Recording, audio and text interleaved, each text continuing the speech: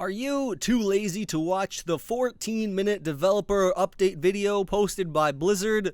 Well, you're super lazy, but I've got just the thing for you, because in today's video, we're doing a too long, didn't watch review of the developer update, so you can get all of that juicy information in a shorter period of time. I'll give you my opinions on the changes as well as we go through them. The first thing that they've changed is the skill rating system in competitive. So as of right now, you have a skill that is between 1 and 100. And when you win or lose a game, you can go up and down fractional amounts that won't change your skill. They're completely removing this and changing it to a system that is based between the number 1 and 5,000. Now, don't get me started on why they chose 5,000. I feel like 10,000 would have been much better because, it would kind of scale with what we have currently, so a 60 would be a 6,000, but I'm not going to really get into that because that's not really relevant. Also, for those of you saying I'm bad at Overwatch, I'm rank 60, and just take a look at this. A person with a 60 skill rating is actually an amazing Overwatch player.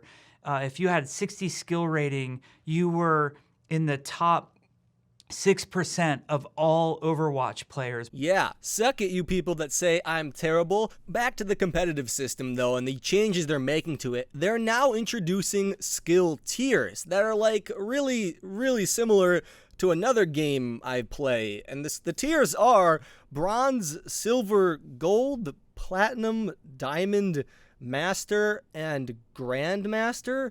Why don't you just call Grandmaster Challenger and become League of Legends? Come on, Blizzard. You could have been a little bit more creative. Now, I think StarCraft actually does a similar rating system. Blizzard, come on, just change the names up. It would have been kind of cool, in my opinion, to do this. But regardless of the names of the tiers, I do think the tiers are a good idea. And I actually said in the first competitive season that tiers were a must, and I was really hoping they'd add them. So I'm really glad they have now, because instead of saying, I'm skill rank 60 max, but right now I'm 54, you can say I'm a diamond level player, and right now I'm a low diamond player, and you really fluctuate between your own level instead of between a number, because I feel like fluctuating between the number, it was just weird, because if like I'm a rank 60 player right now, but I've had times where I was like 56, and what do I say then? Do I say I'm a rank 56 player, or do I say I'm a rank 60 player? Now, I always said 60, but now you'll be able to say, all right, 60 is the top 6% of this game, which I believe is either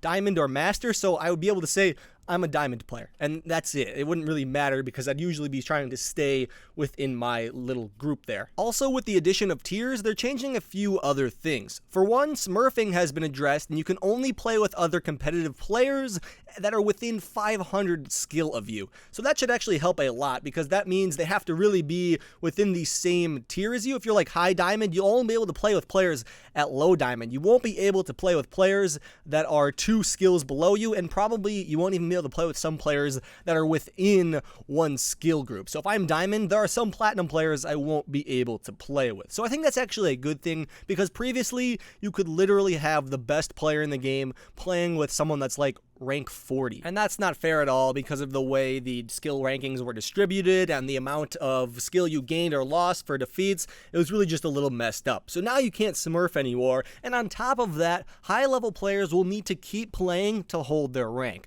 So if you're within diamond, master, and grandmaster, you will decrease in level by 50 every 24 hours, and this is your competitive skill level, not your actual level, if you don't play within a week. So this forces good players to keep playing when they get a good skill ranking, because right now players tend to just get within the top 500 and they stop playing, because they know if they keep playing they could drop out of the top 500, and they don't want that, so they just stop playing. Now Blizzard is forcing these players to continue playing competitive to hold their high rank, which I think is another very good thing. Now, there are also some changes to the way competitive is actually played, some rule changes and some changes to how you actually play and win the game. So on control maps, there is no longer sudden death. The timer will just run out, and the games will still play best out of 5. Assault is being changed a little bit in that the first point you cap will actually add a bonus 30 seconds to the timer on top of what it used to. So the game won't end instantly if the attacking team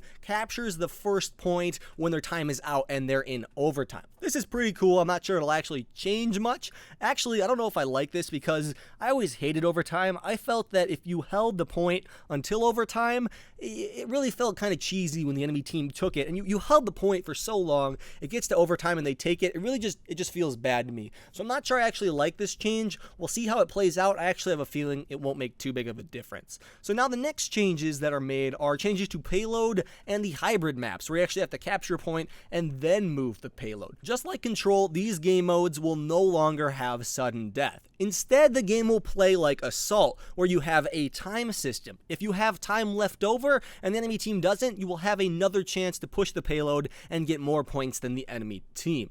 Now, there was also a tie system added. Yes, you can now tie in competitive, and it's really rare. It actually only happens when both teams don't push the payload or if both teams don't cap point A. And if this happens, your teams will both receive competitive points, but not as much as a win. And now you may be asking, how will they both receive competitive points? Because you only get one per win. Well, now they're changing the way competitive points work. Not in a huge way, they're just multiplying your number of competitive points by 10 and increasing the cost of everything by times 10. So if you have 300 competitive points now, you'll have 3,000, and one golden gun will also cost 10 times more. This allows them to give you 5 competitive points when you tie and 10 when you win. So in the end, it's actually only a good thing because you'll be receiving more competitive points. Would you look at that? I just saved you all 7 minutes and gave you my opinions on the changes as well. Stick it, Blizzard.